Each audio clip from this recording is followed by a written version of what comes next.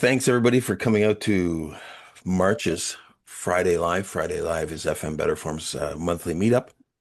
We have a really big turnout today and a couple of some little announcements and things like that today as well. So we're going to jump right into things right away. As always, we like to keep things interactive. So you have questions and whatnot, chime in or drop them into the chat. I want to talk a little bit about today and what we're doing, where we're going, and such. And just to give a bit of backstory, I want to talk a little bit about, or open up with a little bit about the history of FM BetterForms. So we started off as BetterForms was an internal name. Whenever I saw somebody on the forums and they would make something, my own ego, I guess, would say, "Oh, I think I could do that better," and I'd kind of give a whack at it. And I think we all do this. We see a template or we see a function and we say, "Oh, let me make a little change." So I would release that, and if there was some kind of a thing that does X, I would make a better X. And I saw a mechanism for creating forms, and I said I can make a better thing than that. And that's basically where the internal name for FM Better Forms has started. It was always meant to be changed, and it was never meant to continue that. But we did some presentations. One of the big presentations we did was in I think it was in the 2017 Pause on Air, maybe something around there, around 8 years ago, and also at .fmp. And after we came out of that talk, I just give a quick talk about how BetterForms was. It wasn't a multi-tenant product or anything like this. At the time, it was a conceptual thing that we were just using for a couple people. Everybody came up and said, "Hey, we really want this." So within about 3 weeks, we ended up spinning that into a product. One of the things we realized really, really quickly, and pretty much our initial use cases as well, is that people build a lot more than forms, as you guys know. Virtually everybody on here maybe has a form app, but they almost all have portals of some sort. So Better Forms is a pretty crappy name, to be honest with you, but it's stuck.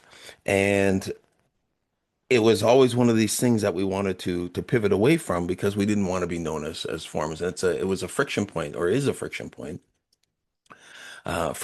for marketing going forward. Um, we ended up adding quite a few features over the years, and we've had various people on the team who've built some of those features. I see some faces I haven't seen in a bit, so which is nice to see. So you guys pretty much know what, hey, I built that thing, or I built that thing, or I worked on this aspect. So thank you for that. But BetterForms quickly evolved into a full app builder. And at the same time, it evolved into a platform for hosting apps as well. And earlier on, we made some mistakes. We've made lots of tactical mistakes, and we've talked pretty openly and candidly about that. But we made some mistakes, and especially in where the energy was focused. As an engineer myself, I tend to love the technology. If you know my personality type, it's like I love the solving the problems, getting really deep into a problem, and then finding out, getting a win at the end of the day. And that's what I kind of personally thrive on. But that's not great always necessarily for business because we go down this technical rabbit hole. But as a new user, and about 70% of the people here are pretty seasoned, as a new user, there's a lot of friction there. And we need to reduce that friction. So we've done a lot of things over time, but we never really put a lot of effort into the brand. We put effort into the technology stack. And that's suffered in terms, or that's materialized in terms of the new user experience. So over the past 6 months, we've been trying to change that. We've changed that considerably. So our new users have a very different experience than you guys, you veterans, when you onboarded. So that kind of leads us to today. Today, we want to make a major sort of announcement or a pivotal shift. And then this wasn't so totally top secret. We knew this was coming. This is something that was happening. Been in the works for quite some time. But I'd like to introduce you to what BetterForms is going to become, and we're going to be going forward from today, known as Klai. Klai is going to become your platform for basically building apps. It's going to replace not just FM BetterForms, but it's also going to be the platform for our new products that we're going to come up with in the future. Oops, just a second here. So, why Klai? We Probably spent about a year and a half looking for, Sorry to interrupt, Charles, but you're not yes. presenting. Oh, really? Okay. Hold on for a second. That's really bad. I thought I was sharing my desktop. I apologize, guys. There we go. How's that? Yeah, that's good now. All right. Perfect. So, Klai is our new platform brand. Klai will become the host or the parent, if you will, of Klai Studio, which will become our builder product. That's where FM BetterForms lives, and some other products that will sit underneath this brand in the future. The reason why we came to Klai is we were looking quite for some time on different names and things like that, and it's really challenging today to name a product. It's actually probably easier to just have a crummy name. And I'm not saying Clay's the best name or any name for that matter for any business. And eventually we tend to grow into that. But we wanted something that represents flexibility. We wanted something that is short. We wanted something that signals that we're a platform and not a tool, right? A form, Better Forms is a tool. Klai is a platform. That's a fundamental shift in our philosophy. That's something we've already been there for, but we haven't really marketed on that.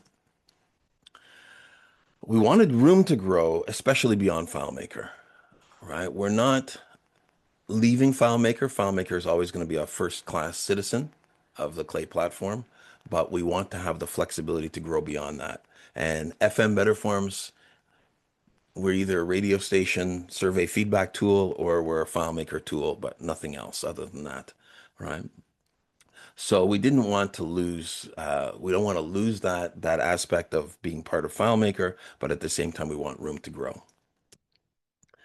One other thing too, when you're when you're picking a name, is you're looking for all kinds of spaces. Where can I have that name in the future? Does it sound enterprisey enough? Does it sound friendly enough? How do we convey that information? Later on, Pearson's going to talk about some of the work that he's done on our new brand as well. I want to take a second, and this is going to be a pretty opinionated talk here for just a little bit, next 5 minutes or so. So bear with me on this. But I want to tell you where my thoughts about where software is heading. Most of my thoughts come in around 3 o'clock, 4 o'clock in the morning when I wake up and I roll over and I go, oh my gosh, excuse my language, we're effed, right? And I kind of always try to play both sides of that coin there. Meaning that there's such a phenomenally high rate of change in the way software is being developed. It's not just being built faster, but we're building differently. We're we're using AI. Everybody here is using AI, and they should be if they're not. And we're going to be featuring a ton of that for the past 2.5 years. We've been pretty much every other FM Better Forms meetup we've had has been AI centric. Excuse me. We spend less time writing code, but we spend more time defining intent. And this is really interesting because we're defining intent by specifying what our outcomes are, specifying what our deliverables will be, um, and what our design is. And then we're using AI to accelerate that. In the past, we would write code. I remember starting FM Better Forms 9 years ago, I guess almost 9 years ago when I started working on the code base. And I was doing consulting for a couple different companies at the time as well, freelancing. And I ran into a bug. I ran into a bug, and the bug lasted me months to build, to fix. And we've had other bugs that have lasted 2 years that we couldn't solve the problems easy for. Um, but this one particular bug was a bug with Webpack. Webpack is a piece of software that's used to assemble all of the pieces before you ship it out the door. And it took me forever to solve that. Be going through Stack Overflow, trying to understand how Webpack worked and all of these kinds of things. That type of stuff is um, that's fundamentally changed now. It's a lot easier to debug some of those types of things. What we're doing now, though, is we're building these apps, and if you're building stuff with AI, especially from what we call greenfield. Greenfield is when you are building something and it's totally fresh. If you go and watch any YouTuber, I watch Matthew Berman, I think his name is, and a couple other people, and they'll go, "Oh yeah, I built this Doom game, or I built this, I built that." One prompt, right? But this is totally greenfield. This is totally blank slate. The AI naturally doesn't make mistakes because it naturally puts stuff where it thinks it should naturally go. Kind of like when I get into my house, I usually put my keys on a little table. And when I go to look for my keys, I naturally look on that little table. And that's just the spot that they get dropped off at. It's not that the table is a destination, it's where I naturally go. That's what the AI tends to do as well. But the solutions that we work on are not greenfield, right? Virtually nobody in our call starts from a blank slate. You probably don't even start with, even when you're starting with a new client, and that's, I don't know how often, maybe once a month at best, something like that, a new major client. You're probably starting with a template of your own template, your own FileMaker template. And that already most likely has cruft. In fact, I can guarantee it has cruft because it probably has tables in there that you're going to rename, right? So that's instantly, it has cruft. So the challenge is not in version one of working on software. The challenge is in like version 27.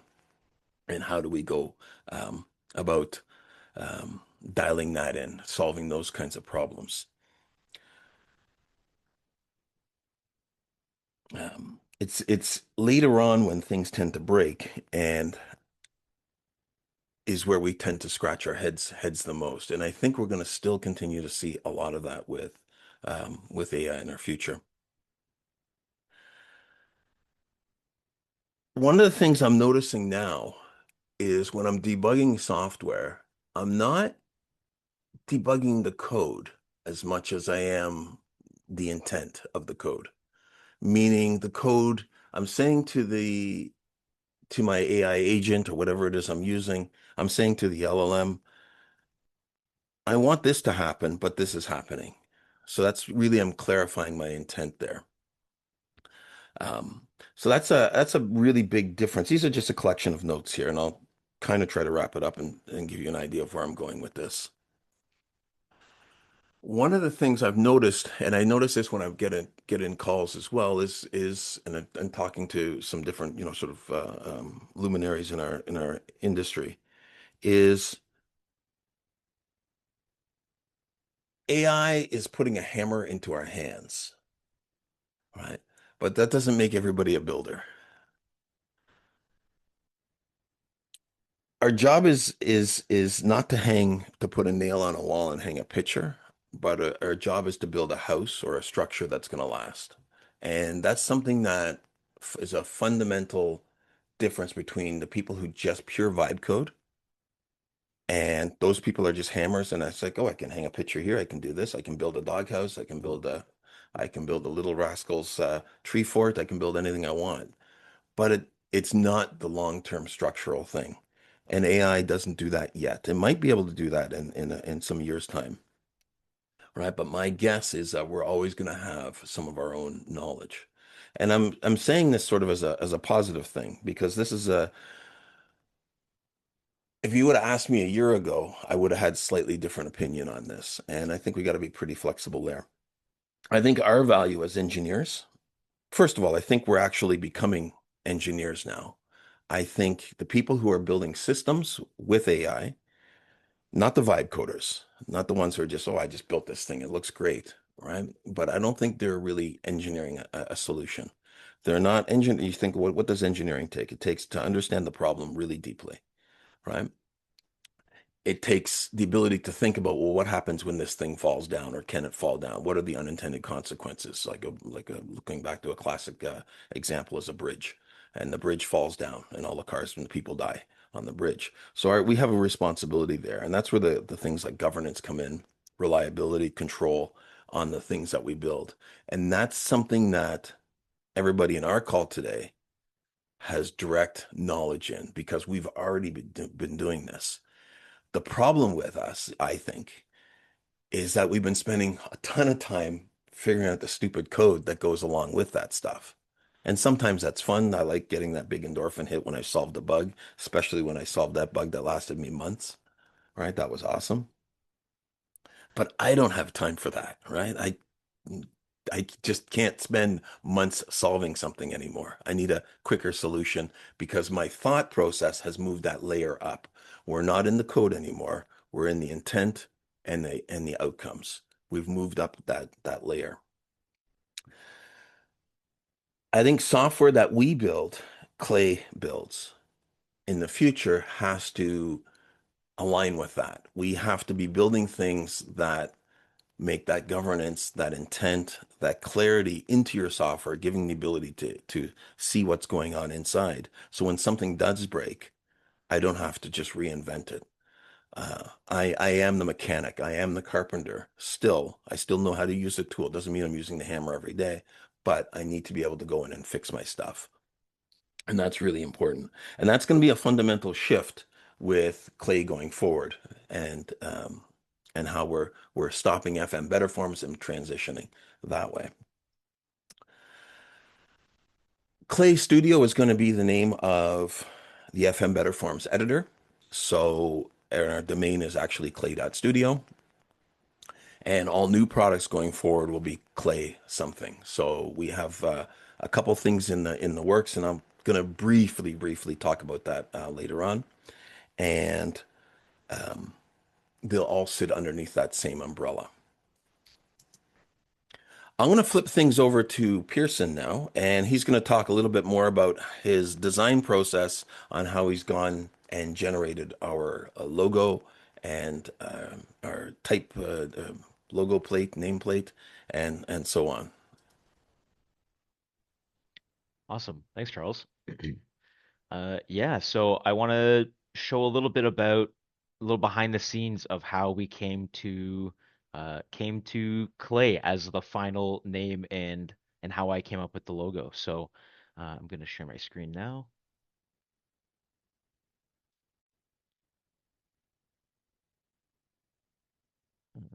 Sorry, it's been a while since I did a presentation from Figma, but here we go.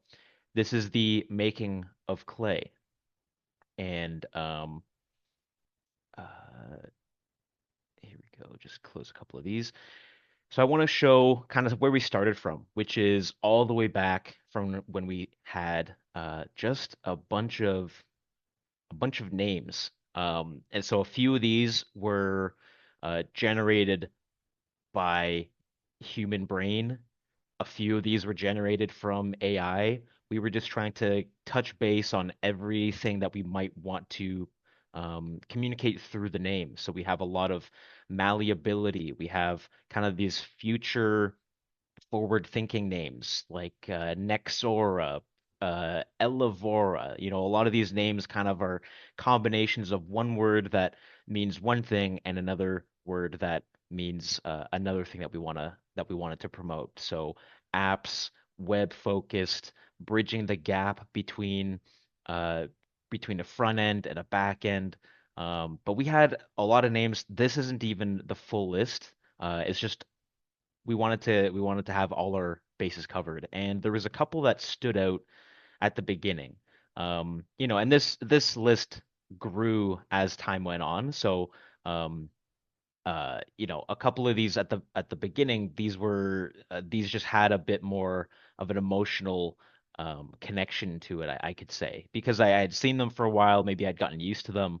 But these are a few of the names that stood out at the beginning.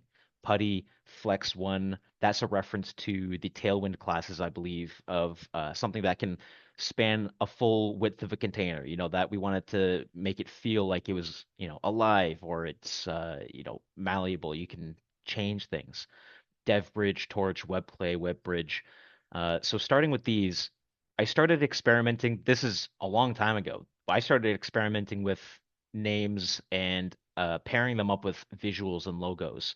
So here, this was me exploring the concept of a torch and incorporating our old logo, the FM Better Forms logo. So with a torch, I was thinking this is forward thinking. We're lighting the way. I think actually maybe I think that might have been Jason who, we're talking to the team, we're asking people how we feel about certain words, and I think Jason mentioned, oh yeah, a torch is kind of like you're kind of lighting the way. It's illuminating, and we liked that concept, and I really this was one of the first logos that I tried, which was using those same red and black blocks from the FM BetterForms logo.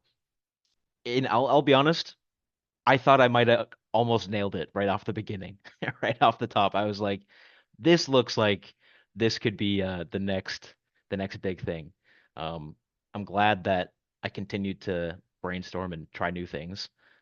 Next, trying some things with Flex One, so incorporating maybe a new style to our old logo, just rounding some corners. Maybe we want to flex it. We want to actually show what flex means in this logo. Maybe trying a new color, maybe moving away from what we were used to and trying something new, really hammering home that new feel. And this, looking back at a lot of these old logos, it's kind of funny to me seeing there's some commonalities with these old ideas and what I ended up picking, and I can kind of show that connection. But this one, again, using our old logo, manipulating it in a way that now it's in the shape of an F. Is that clear enough? Is this text completely hokey and unusable and as a business font? Probably, but I just wanted to try anything. The next one, web bridge, that was, like I said, the concept of bridging the gap between front end and FileMaker, and how can we make that look cool and techy and reliable, trustworthy. Um, Again, trying some new colors because at this time, this was probably about a year and a half ago that I mean, AI has been around, and these styles of UI in that kind of purplish indigo color synonymous with UI. I wanted to dip my toe into that world of kind of, I could call it basic or uh non not getting too crazy with colors, but going with something reliable and common. I wanted to try that out. And Putty. Putty was actually a name that I think we got relatively close to committing to. Putty, web clay, again, it's that malleability, taking an element like putty or clay and being able to mold it and shape it however we want and give kind of that sense of power to the user that you can use our product and build whatever you want, just like these physical things. And you know, tried a lot of different concepts, and nothing really stuck. Like I said, I think clay and putty, or sorry, web clay and putty might have been the closest at the time, and nothing really was sticking. Nothing really felt like we connected to it, and nothing felt like this is definitely it. And then we went back to this list, looked over it again, and one of them stood out for some reason. I don't know why I didn't notice it or any of us didn't really pinpoint it at the beginning, but it was Klei. And it was spelt in this way. It was Klei. And I think that was generated whether by a person or by the AI. And we were just thinking English words that, or words in different languages that sound like something we're familiar with. Kind of, yeah, trying to find that familiarity, but making it feel different and look recognizable. So clay is just I believe it's the Dutch word for clay, Clay. And for some reason, this just felt interesting. It's in a different language. So to me, as a native English speaker and born in Canada, Klei. I've never seen a word like that, but I know how to pronounce it. It makes me feel a certain way, and so we tried some tried some ideas with that. Um, Looking at clay, we thought it, there's something maybe missing. It is just a real word, so should we use that or should we try to make it our own? What if we just change one of the letters to A? Clay. Okay, interesting. We have AI. We want to show that we are one of these up-to-date companies and businesses that offer AI compatibility. Maybe this is the way. Maybe this is the direction that we want to take this. And I went ahead and started trying new things.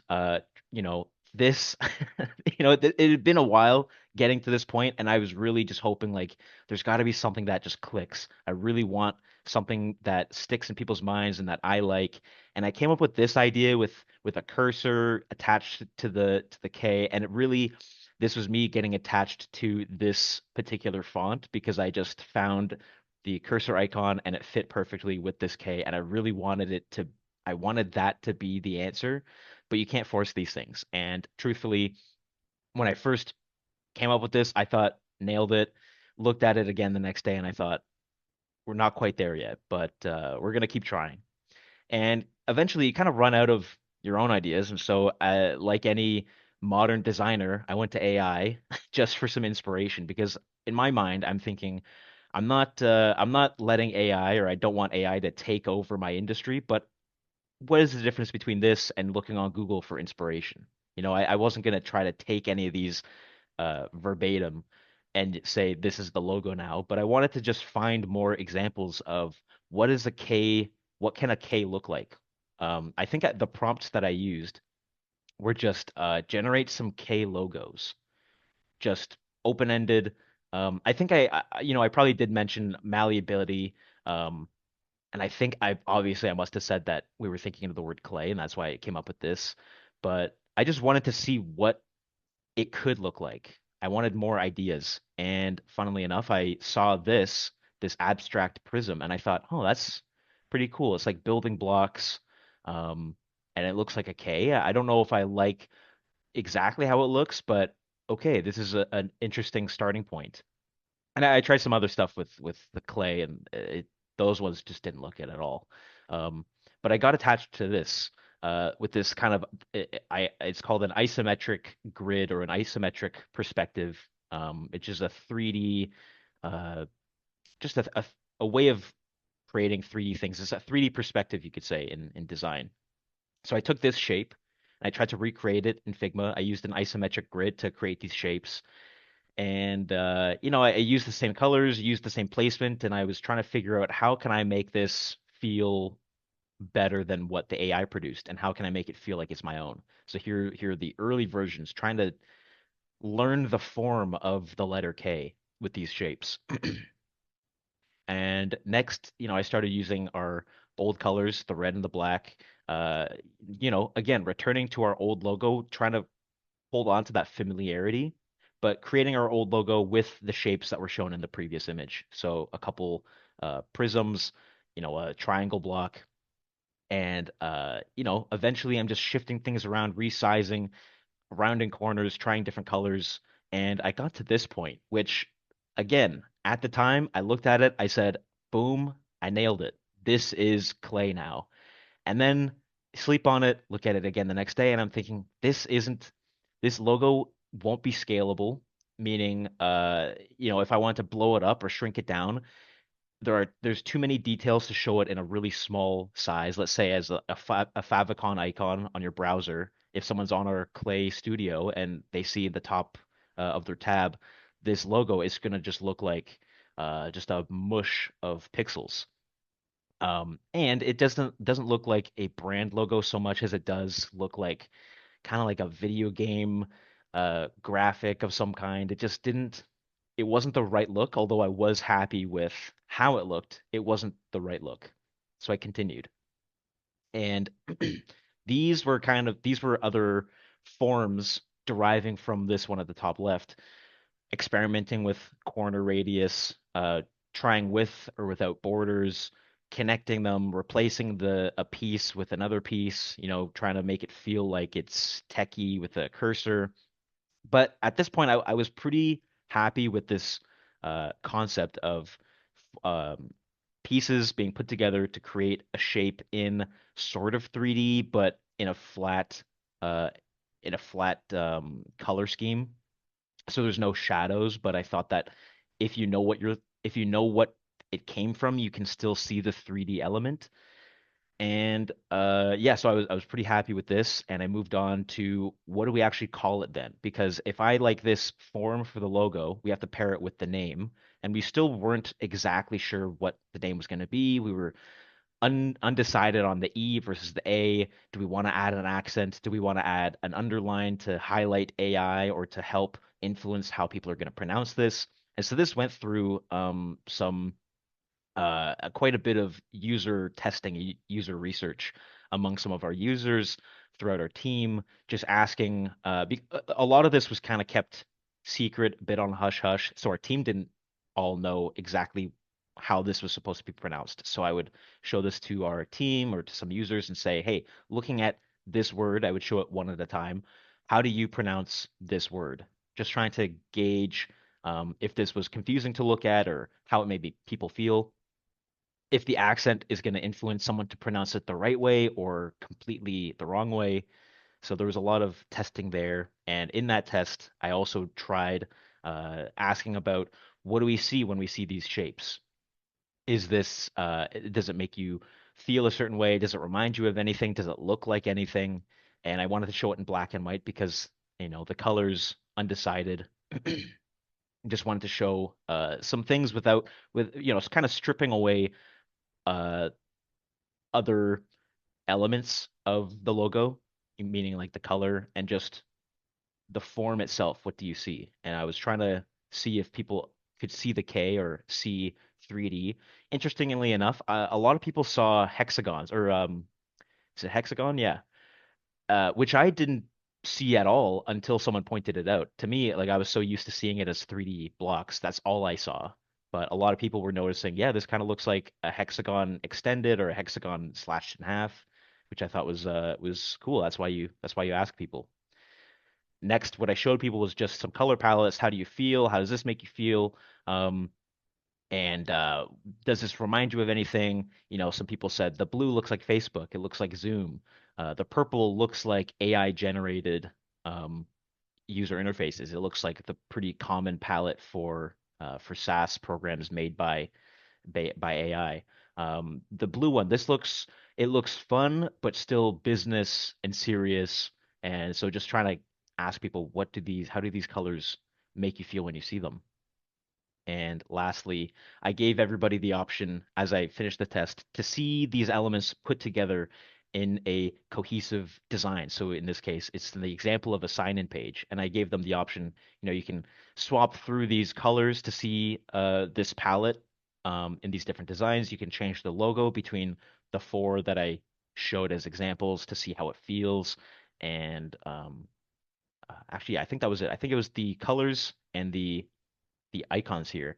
And it was interesting because a lot of people, when they saw the palettes and the icons, a lot of people seemed to like this one at first, I think, um, with the purple color they were attracted to. But then when they would see it or whatever they picked initially and they'd see it, it sometimes changed their minds because, okay, I liked the purple on its own and I liked this logo, but together, I don't know how I feel about it anymore. I think this one had the same effect where at first people liked this logo, but then when you see it with everything else, it didn't feel right because there wasn't the gap. There was a gap between this shape and these shapes, but there was no gap between these two shapes, and it felt off balance. So a lot of this information, it was just me trying to figure out or try to understand how uh, our designs could be perceived, and eventually we decided from our research that this was the optimal combination of logo and color. And from that initial logo, I created these alternates for different use cases. We have the outline, we have a monochrome filled version of the logo, and I think the last thing that I didn't mention that sort of minor, it was the choice of font as well, which this font is called Rubik, and it's a little hard to see here, but corners are slightly rounded. It's a softer font, but still similar shapes to, Inter or any other font that is common in web design. It reads well, but it also has that soft edge that I think matches or pairs well with the soft edges of our logo. So yeah, that is the journey from how we started with a list of 100 names and how we drilled it down to one name and one logo. And if anybody has questions or are curious about other parts of the process that I might have glossed over, feel free to jump in and ask anything. And also I want to thank anybody who I did contact and ask for their opinions. Uh, it would have been great to get everybody's opinions, but sometimes you just have to you have to make decisions. But I appreciate everybody who participated. I have a question for you, person. Yeah. With the new name, the first time I saw the name, I wondered, were you not worried about the fact, like the way that it's written with AI at the end, that people were gonna kind of read it as Klai, or I know Yeah. that's not the way. Like I didn't even read it that way the first time, but because we're putting the word AI kind of on everything, was it a worry when you were doing your kind of your final, this is the name I want, this is where I'm heading in this direction? Was it something that you ask yourself? Yeah, that was definitely a concern. Just how are people going to pronounce it? And I thought at the very beginning, I was thinking, come on, I see it as clay, and obviously I'm primed with what it was supposed to sound like. So all I saw was clay. And when I was asking people, how do you pronounce these words, we did get a lot of Klai, clayi, Klee. I think we got some of that. Yeah, a lot of different ways that people pronounced it, and I think I justified uh, staying consistent with clay is that when you say it once, I think Yeah. it yeah, it becomes recognized as this is the way it's pronounced. I heard someone pronounce it officially, and so it's not a hard connection to make to look at it again and say, okay, I see why it's pronounced clay. I have a quick question for you, Pearson. Just wondering if you asked questions. I'm a native English speaker, but did you ask questions of non-English speakers to ask how they would view this and if it translates well to other languages? Hmm. Yeah, I did. I didn't cover all my bases with everybody from every language, but I did ask some people with European backgrounds how they would pronounce this, and yeah, Clay, I think, was a one person they recognized the word, knowing that I don't remember if they hadn't had some background knowledge or if they kind of recognized this as this looks like the word clay but spelled a little differently. So I think it's pronounced clay. Um, And but it doesn't mean like dog poop or something in some obscure yeah, language, yeah. fortunately. So that's one of the things we were worried about, quite Hmm. honestly. Yeah, that's another thing is, yeah, picking a word from a different language could be another word from a third language. So you want to make sure that you're not saying anything crazy. But yeah, I think we felt pretty safe after enough user testing. We felt safe and confident that even if someone pronounces it wrong the first time, we're fairly confident that with enough reminders in our branding or in our marketing content or video content, if we keep pronouncing it one way, then that will become the universal way of pronouncing it. A couple other things. We really liked Clay, the Dutch version, EI, but that space is not available. CLAY, not available at all. And that's actually quite smothered. And it's really hard to get any positioning, search engine optimization wise, although that's becoming less of a factor and AI optimization is more important now. And the AI optimization, it doesn't really matter so much what the name is at all. But SEO wise, really hard to do anything with a name that's already out there.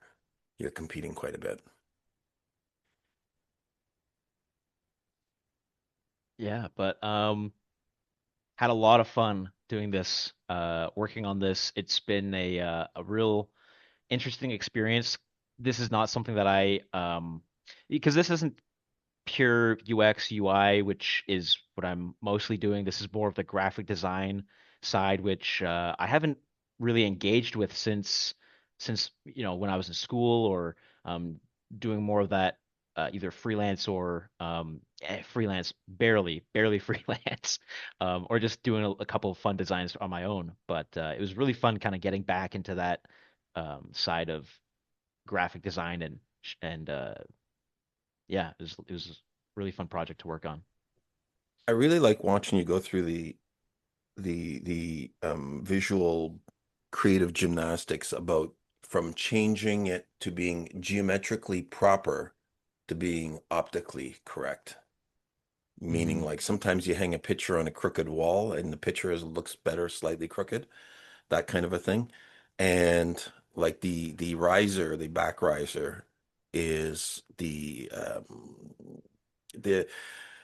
the top of the K, the upward arm of the K is actually sunk in slightly to the back riser. It's not sitting technically in front, but visually it looks like it's in front and it looks correct.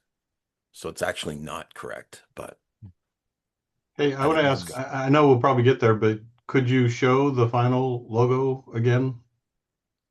Yeah, this is the on my sh screen that I'm sharing here. This is the final logo. And these That are just is, yeah, yeah. in my mind before you started and everything that I saw, I in my mind I'm seeing more of abstract clay shaped pieces hmm. forming the K. So that's really odd that that top one is the final version. Yeah, well, so I say technically all of these are the final version. There are different treatments for different use cases. So this at the top left would be our primary. This is the real logo, but in different cases, if it's on a dark background, we have the white version of the logo. Sure, If it needs sure. to be printed in only one color, then we have our monochrome versions. Um, but yeah, each of these is technically just a treatment of the Okay. same final logo. I'm just saying in my memory, when I picture the first logo you showed us when you announced it, I Mm, really saw more of abstract shapes as opposed to what are you, polygons or rectangles or whatnot. right. Just interesting for myself. Yeah, yeah. It is a bit of an optical illusion because at one point you might see um yeah, the geometric shapes, but the next second your brain might refresh and now you see, oh, these are pieces of clay. The way I imagine it as I was making it, um when I was in like elementary school, we would sometimes have like a block of clay that we were working with. Maybe it was like an art class or something with math and you're ta using tactile, you're using your hands and working with stuff with your hands. But this is what it reminded me of was those blocks of clay that had kind of round, soft edges, and you could, uh, mold them in your hands and everything. That's kind of the main inspiration of what I see when I look at the logo here.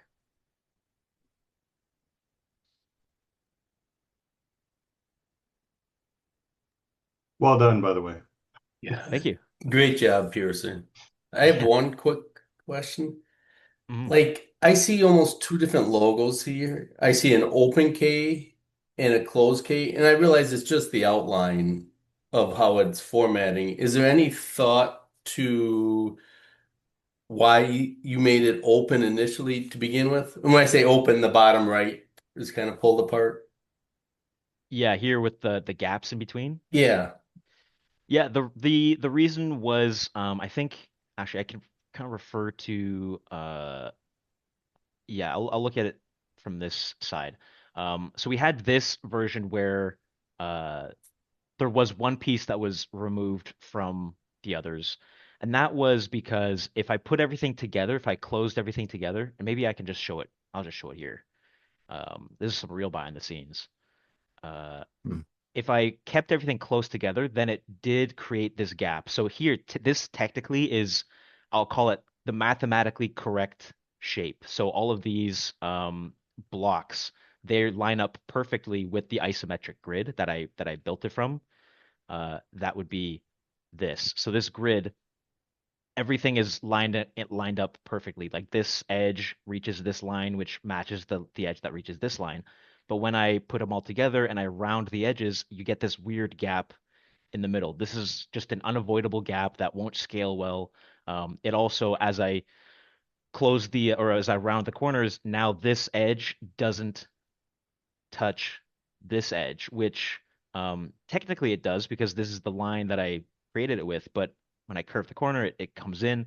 Now it's no longer aligned. So there was some manual adjustments that I had to make, moving this piece to match the edge of this piece. Now created this horizontal edge.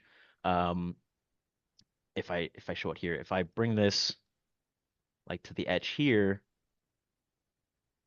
then now there's this gap is not the same as Hmm. this gap, so now I have to bring this down, which now this is going to be below this, and now I have to bring this down. So there's a lot of these really finite pixel perfect adjustments that you had to make, and essentially what I'm getting to is that in order to make it look visually balanced, I had to create this gap, but now it felt weird that there wasn't a gap with these top pillars. And so to compensate, I created an outline, made sure that this outline matched the same gap width between these shapes, which was something that someone caught as I showed them this version. They did notice the gaps aren't equal.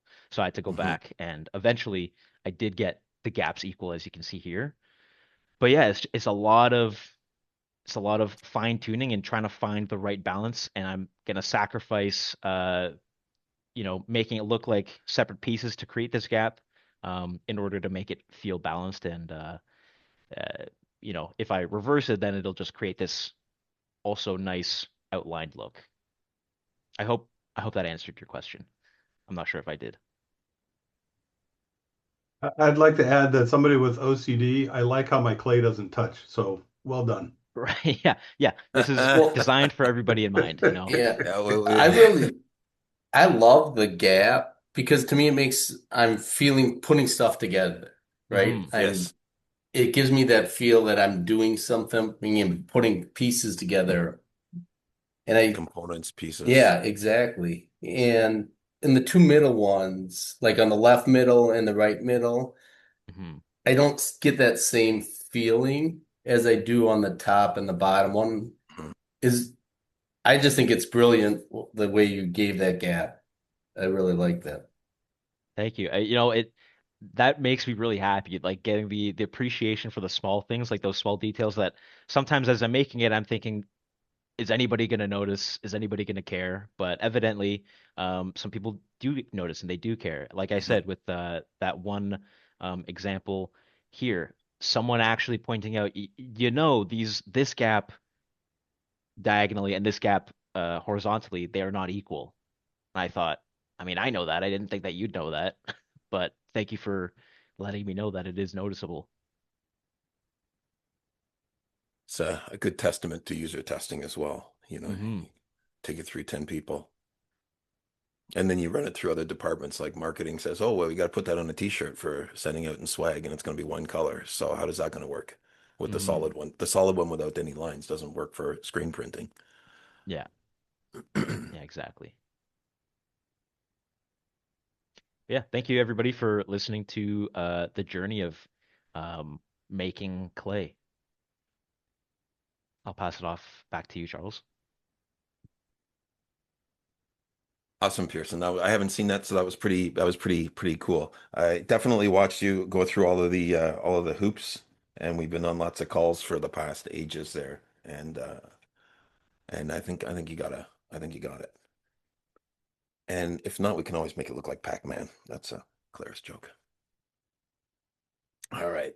Next, I want to talk about some new stuff that's coming out. These are just regular incremental updates and things like that. I want to talk about some new authentication related stuff. Do you want to continue? There, I should be sharing my screen now. Great. So we have a couple new things that are coming out. The first one is Magic Links, or actually they're released now and it's available, and some people are already using it. So I'm going to give you an idea what that looks like. Magic Link is basically a smart link, and I thought actually this link or this wording was changed, but we got some recommended changing in the docs as well. But basically, to send a magic link, you enter your email address. I'm gonna put mine and send me a magic link. You'll notice a couple things here. And this is the second part of this authentication piece that we've just added here. So if the email is used, a magic link will be sent. And I'm just going to show you what that would look like. And you can do this exact same thing in your app as well. And here's my email here. I've just received this, and it says here's your sign in link. And I click on the sign in link, and that takes me to sign right into the app. right? It takes me back to a landing page. I'll explain how this all works in just a second. And we'll have the next time I'm hosting the workshops, our weekly workshops. Those are every Thursday, by the way. We will I'll walk through this whole process. So that logged me in exactly the same as a normal login. Why would you want to use a magic link? Well, if you have a system where the people don't log in all that often, once a year to update a certificate value or something like that, we have a lot of people who have those kinds of databases where they just maintain something very rare. You don't want them having to remember a username and password. This also solves a couple other problems. One of the challenges people or one of the things that requests we get all the time is they say, can we set the user's password? And it's like, no, we cannot build a platform where you as a developer set the user's password. That is such a bad idea, right? And you can obviously, hopefully understand why. That would be really negligent on our behalf if we allowed you to do that. But we can give you a login token now, and that is as good. And it solves all of those same problems where you want to set the person's password. So what this does is this actually, the Magic Link workflow is it creates a JWT, a JSON Web Token, which is what BetterForms uses under the hood to authenticate. On the front end in your browser, we have this big long string that's an encrypted, sorry, it's not encrypted, it's a signed string. It's decryptable, so that means you can read it. And it gets signed and it actually has an expiry date and some other information in there. That is used to communicate with our data centers, and those data centers authenticate that against your helper file your helper file user table, and that's how you effectively sign in. So rather than having to use things like cookies and there's legitimate places for cookie authentication or having to roll your own authentication, you can still ride right along with the BetterForms built-in auth, and same thing that OAuth uses as well. And you can ride along with that by just using these tokens. So it's really, really easy method. So I'm going to show you really quick on how that works, but we'll do this in the next workshop that I'm in. I think it's maybe next week or the week after that. I'm not sure. I have to check the roster, but we rotate, if you haven't noticed, we rotate with the team, different people with different skill sets in our workshops. All right, so first of all, implementing is really, really simple. You basically need an email field. The documentation the docs have been updated, and if you just search for magic, there is a little bit of backwards compatibility. We tried to make it 100% compatible, and it almost is, except for one branch where it has to send out an email. In your authentication notifier script, there's an example of how to add an extra branch in there, and that's it. That's the only thing you need to do to be able to take advantage of this. Of course, this is only in version 3 of our base code. And that is it for compatibility. Now, basically the way it works is on the front end, your Magic Link button will connect to an action. You can see mine says I have an action called Request Magic Link. If we jump over to scripts, a Request Magic Link, we are doing a little bit of preamble here, and what it's doing here is it's just validating. There's some validation. In fact, I didn't do this. We just had the AI do this. But here's the main part here, auth magic link request. This is a new action called auth magic link request. It's one of the 5, now 6 authentication actions like auth login, auth reset, and things so on. And this will automatically pick up the model.email key and use that for sending and run your if that is present, it'll run the unauth notifier script, and your FileMaker system can reset the password. The password itself, or sorry, the hashtag or the link is saved in the helper file, and it's already in an existing file. So your helper file is 100% compatible or backwards compatible with this. So if you want to take advantage of it, it's really, really easy. There's nothing to change there except for the one little bit of script and this one here. My particular page here does do some validation, and it does some validation on the form fields, and that validation makes sure that if I need to use this magic link, that it doesn't validate based on it doesn't require a password. So if I got rid of this here, I think you'll see it here maybe. Oh, hold on, sorry. there. So password is not a valid, it's not actually a required field right now for using the link, but for using this button, the password is. So you can adjust your UI accordingly.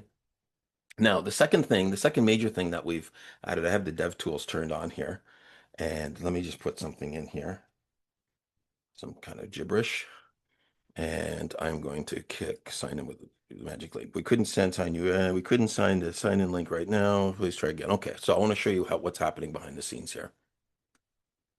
I'm just going to clean some other stuff up so it's nice and clear. We've added 3 new prior in the past, we had auth message as a key that automatically the backend supplies data to your page, but it was an opinionated fixed string, which is not really ideal. So we've broken that out now, and you have three new keys. So this is 100% backwards compatible. One is called auth message code, and this is a fixed code. You can find all of these in the docs. And now you can map that code to whatever string and text that you want. And auth message type is an error.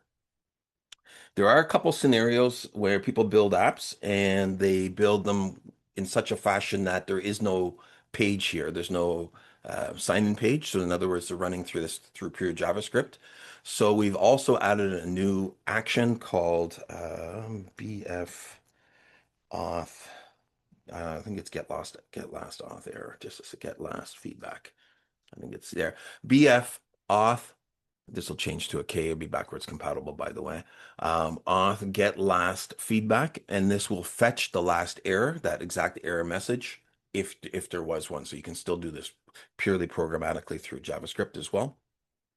That gives you a lot of flexibility. Now, because the reset hash is actually stored in the helper file, you can generate your own. Not that you should make a reset hash 1, 2, 3, 4 or anything like that, but you could technically make something really simple or as complicated as you want and populate that field yourself, and then just send a hash method out, and then the backend will validate that, and it'll also clear it. The time, I believe, is set to 15. It says in the docs here, I believe it's 15 minutes for the token. And you can also set that. You can also programmatically set that with a field inside the helper file as well. So it's very, very flexible. And that is the new magic link feature, as well as the improved auth error meta feedback.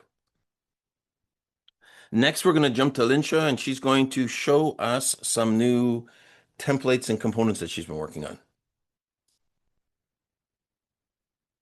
Put you on the spot. Okay, thanks, Leslie. Yep. So we have a bunch of the components. I have already added them in.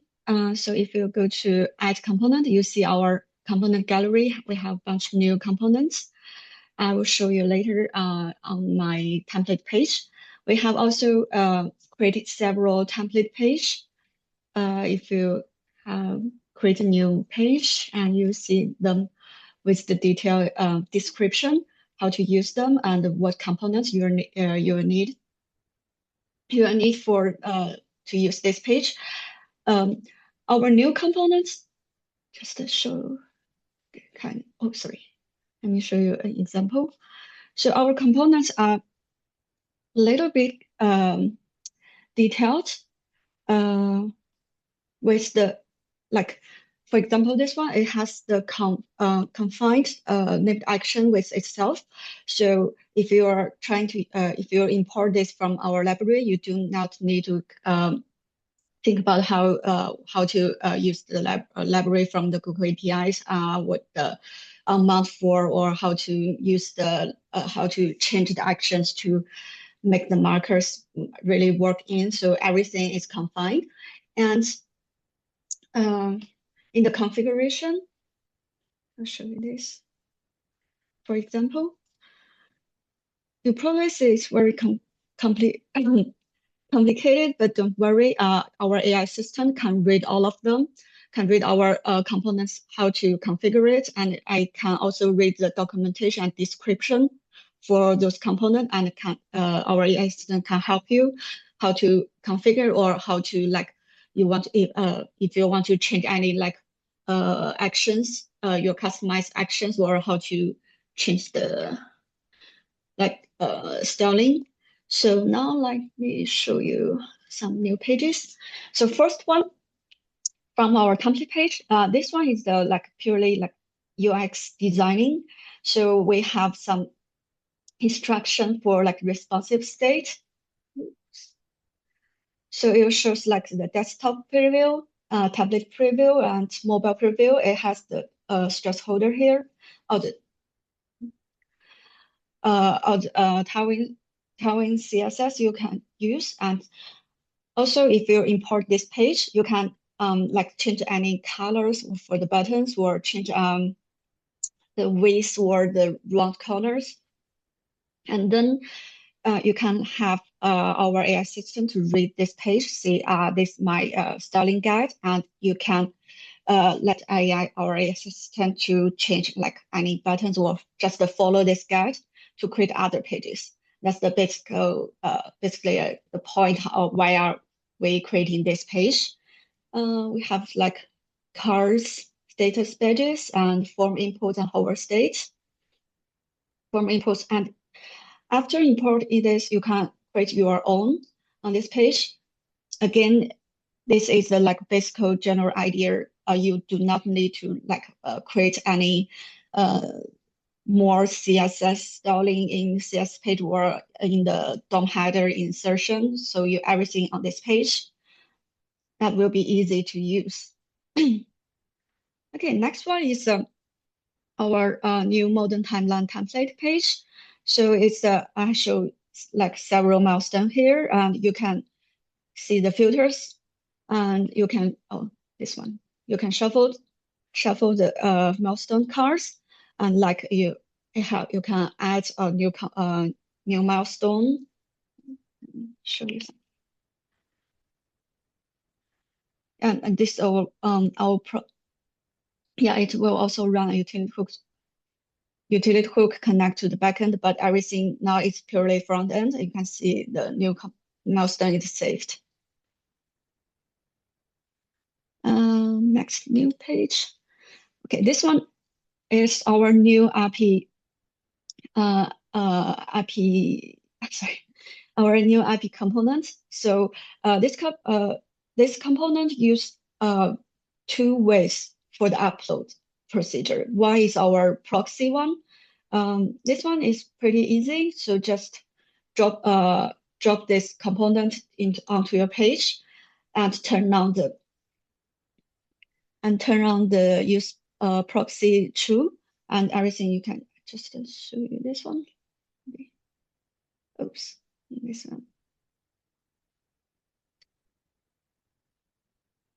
I can see the preview. This one is the uploader component, and this one is our you can combine those components together. This one is our preview actions. So preview is the new upload file preview, and with the action replace, that will clear the file and reopen your file explorer, or just remove it. And this one is the same component, but using the AWS3. I have some instructions here, so you can copy from our BF examples to copy the whole, just copy the whole folder that contain all the scripts you needed. And you can follow the preference table, how to configure in AWS. And I just put the demo on, so it won't connect to the backend, so it doesn't need the get present URL. Yeah, you just show everything here. Okay. Next one. This one is our new component called Apex Chart Multi. So that means the Apex chart you can use either bar chart, line chart, heat map. And on this page, I have all the configuration for each chart. If you think it's if you think it's too complicated for your configuration, you can just ask our AI assistant if I want to have a more chart, or I want to change this chart color, or I want to change this chart type. This one looks pretty nice, right? Yeah, I like that. That's pretty cool. Yeah, it's pretty cool. Okay, This one is the template multi-step. So again, it's using our new component called progress bar or ring. So there is a configuration. You can change the bar to a ring. Just change just one key, and you can also styling by yourself or again ask our AI systems. So I just show you quickly. So each of this card is using our BF elements. Maybe later we want to change the name like Klai elements for the like this radio button. So you see if I click next or continue, this progress bar will update with my steps. If I click back, I also update the progress bar. And this part, oh, sorry. This part is the component I just imported. And this part, Sorry, Linsha, just quick note there. So all of the components that start with WA are based on the WebAwesome library, which is just happens to be a relatively young but library. It's a continuation of Shoelace. They purchase Web Font Awesome as part of their collective has taken them into their umbrella. And there's also a blank WebAwesome template. So if you see something that you like in there and you don't see a component, you say start with that component, and then you basically just say to the AI, turn this into this component. It gives the AI some background, and they can pretty much do it from scratch anyway, but it gives the AI some background, and then it'll modify that component. But you can always use these as starting points, and then just augment them any way you want with the editor. Sorry, yeah. go ahead. Yes, in the most case, because we already have several components imported and our AI system can see how to make the component configuration. So you can just paste the link of the doc, which component you are interested, and let our AI system read the link or read the doc and create another one.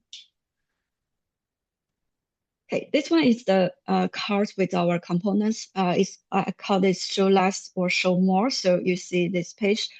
The card can be show less or show more. In the configuration, you can change how many lines you want to show. Like I think this one I just show 2 lines. You can make it 3 or 4 lines.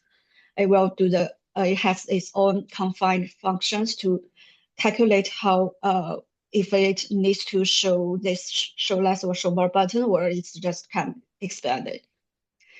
And this one is also our new component called search bar with text. So I haven't connected any functions for this one, but it's self-confined with like I can add a tag or remove the tag. Oh, probably this one. Add tag, and you see the tag is added on this component part, added on this section, and you can also run the search function. This one is you can customize. It's just alert saying this search button is triggering a function. Okay. Next one. Next one, where I'm introduce my very new 2 components. One is called Google Map markers. So you see this marker. Oh, sorry, you see this map here. It has marker here. I can just drop like any marker on this one. And also you can have your own customized function that add to either if I click on this marker, or if I want to create a new marker, if I want to trigger a function, all those can be added to our configuration. So I probably just show. Yeah. So if you go here, I have this. Those are empty on this template page. You can have the marker creation action, marker drop action, or marker remove action. I also want to show you, if you want to add your API key, you can just add into your app model. That is your Google API key. You can use either just this map components that use an API key, or you can use our new Google Map autocomplete ETA. So this one, actually, this component included 2 parts. The first one is the autocomplete address.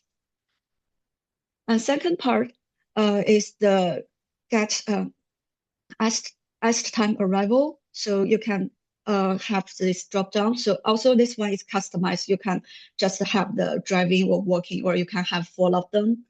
Let me get my ETA. So everything is purely front end.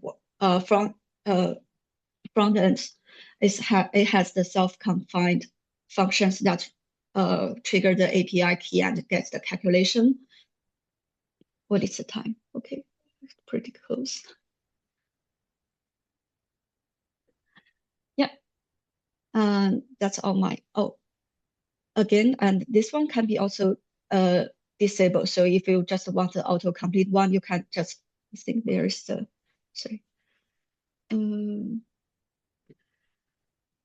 There is a key. Too many keys.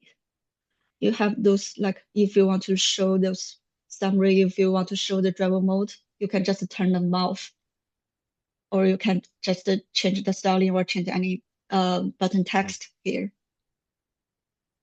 Yes, that's all the components I want to show and the pages I want to show. We will create more later on. Okay. Awesome. Awesome. That's a great intro. That's they look really good. So it makes me start to think about some cool stuff to build. Oh my gosh, I sound like an Apple one of those Apple releases.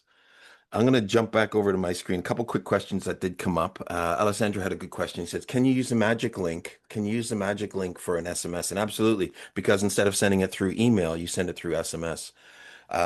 If you don't have a URL shortener, which actually, if you look back about 4 years ago, one of our Friday lives, we built a URL shortener, Braden FileMaker, if you wanted one. Not that you need to, but you can easily do that with our API. But you basically don't send a huge like get UUID like 15, 20 characters. You do like use a crypt function on some random number or some kind of piece of information. You make basically a 4 or 5 digit letter one. So, if you have upper lowercase plus, so it's 2652. If you use upper lowercase plus numbers plus maybe a couple symbols, you get around a base 60, base 70, 80, somewhere in that. So 80 to the exponent 4 or 5 digits is pretty good entropy. It's going to have a timeout anyway, so you're pretty safe that way. So you can create something with maybe 4 or 5 digits and just send that off to them. I still have to have the login link, of course. And Alessandro, you had one other question. Let me just find it here just a second.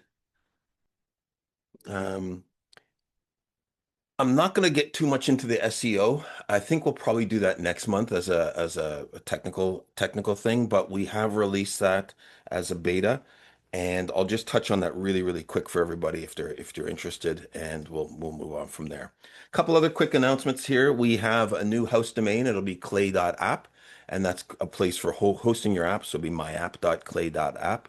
We're also changing the way that works internally for faster provisioning.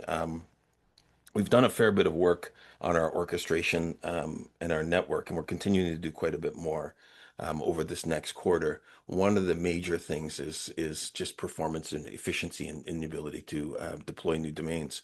We've run in the past few months, we've run into some bottlenecks of our aging system. Eduardo had built it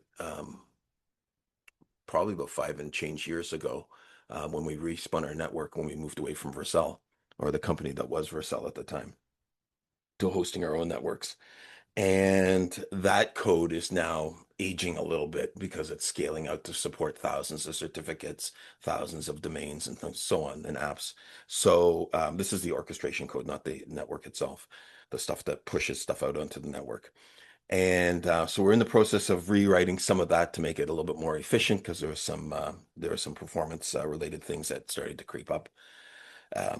This new domain is going to be structured a little different from the other domains, and eventually we'll convert the other host domains to use that new method too, where you've seen this before in sites where you go and create some domain in a WordPress site, and it's got like tangerine hyphen blueberries hyphen bookworm or something like that, 3 words or something as a random name so that they're memorable. We'll probably do something along those same lines, and you'll still be able to create your own custom host domains as well. Some other base code updates. Base code are basically the operating system for BetterForms. It consists of some stuff that runs in our server data centers. It has three parts to the base code, really. There's a front end, the thing that runs your schema. There's a back end, the thing that your schema talks to, that proxies to FileMaker. And then inside that front end, there's another underlying library that we maintain as well. And that's the actual rendering engine. So I noticed, I don't know if she's still here, but I saw one of our old team, Christina, on the call. She might have had to jump off. So yeah, she's not here today. She was. I thought I saw her earlier on. She had done a lot of work on this one library. So I'm just going to touch base on really quick on these. These will be posted probably. We post them usually about once a month or so in the announcements channel. So I'm just going to mention it really, really quick. Some number of things to our LLM service for compatibility moving forward, and error trapping and better tool use. Global schema. This is something that we're working on still. That's in the works. Assistant UX upgrades. Some AI assistant updates. We noticed because BetterForms runs on about, if it flex depends on which database or which code base I should say, but it's probably somewhere between about 10 and 12 servers globally.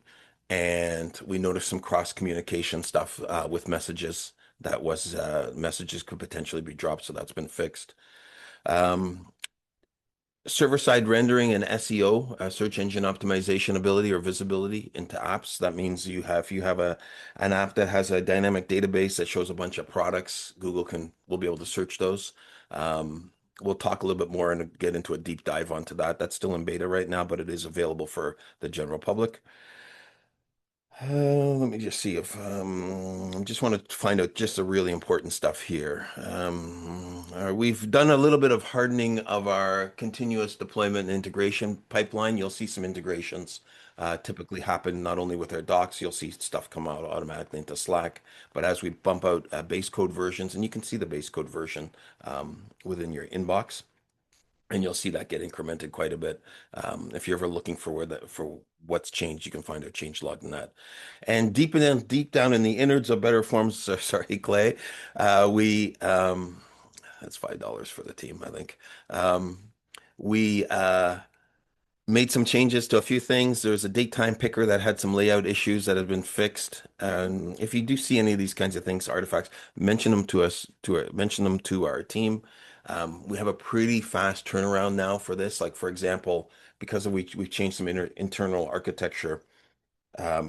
About a week and a half ago, 2 weeks ago, maybe 2 weeks ago, Paul Jensen and somebody else, I think it was Francis, were asking about magic links. Well, there you go. We managed to push that all out because it's a very isolated piece of code, so we can deploy it faster and go through the pipeline quicker. But we have the ability to move really, really quick on those things, so we're very keen on hearing that kind of feedback. We can't put everything into the app that you request because it doesn't always make sense. Some stuff is better to be built in the front end or on your side. But if it's something that we can abstract well enough that's really, really usable and as part of a framework, we absolutely can. Um, do, do, do, do, do.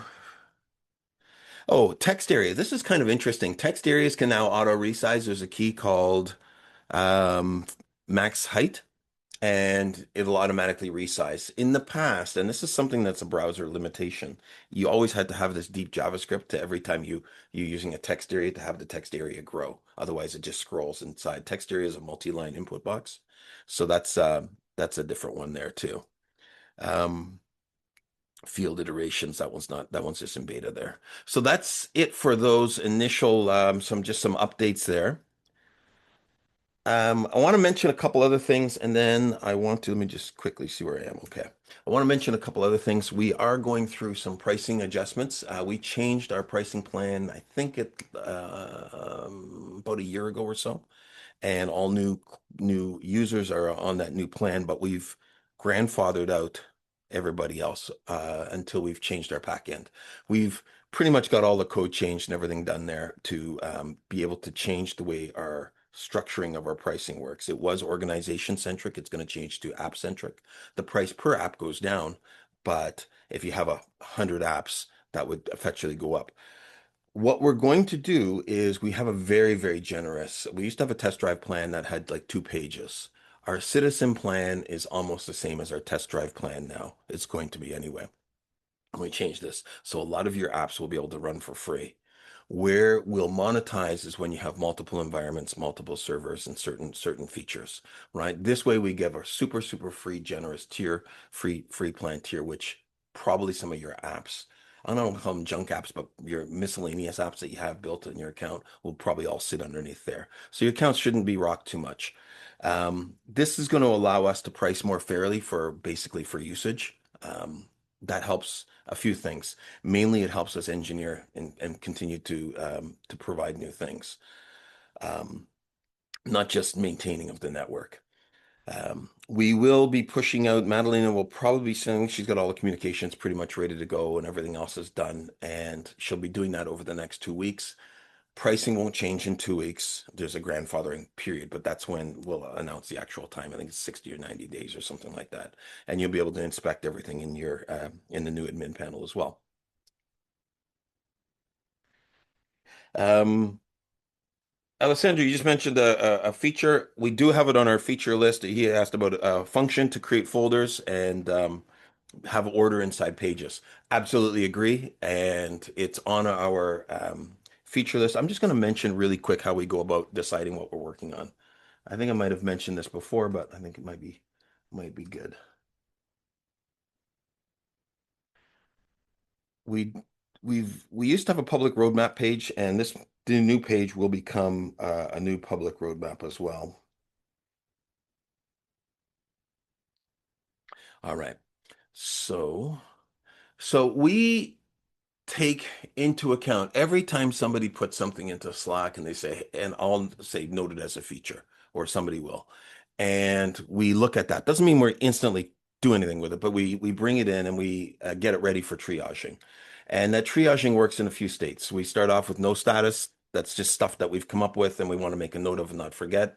Then it goes into a backlog. That's when we said, yeah, well, this is a legitimate thing. We'll build it at some point. I don't know when.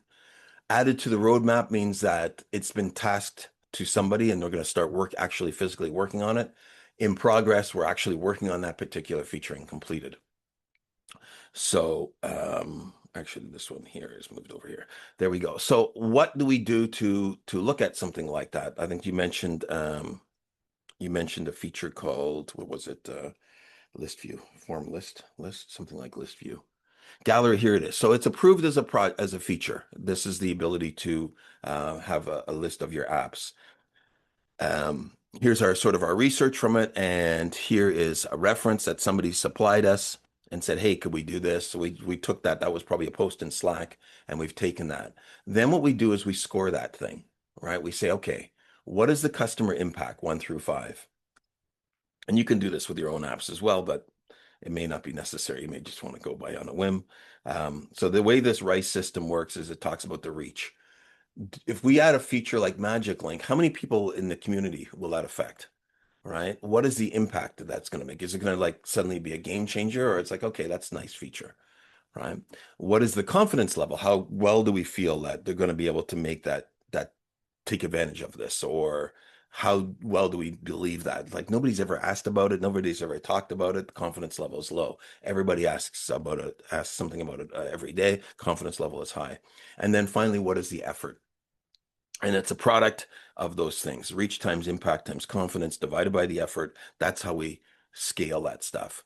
And so if something's really hard, that score actually goes down. And something that's a high hit, quick win, that score goes up.